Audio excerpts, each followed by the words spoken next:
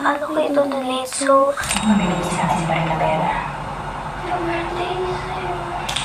Sobrang swerte tutulungan yun.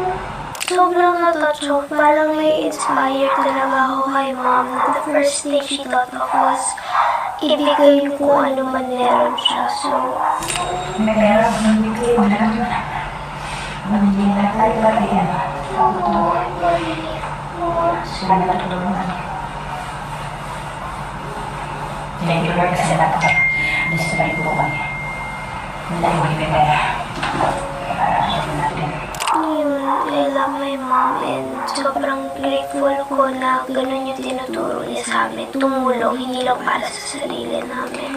Kasi para sa akin, aanin mo yung yaman mo, aanin mo yung dami mong pera or yung pagkain na hindi naubusan. Ang sakit sa dibdib na everyday, we're fine here, may kuryente tayo, may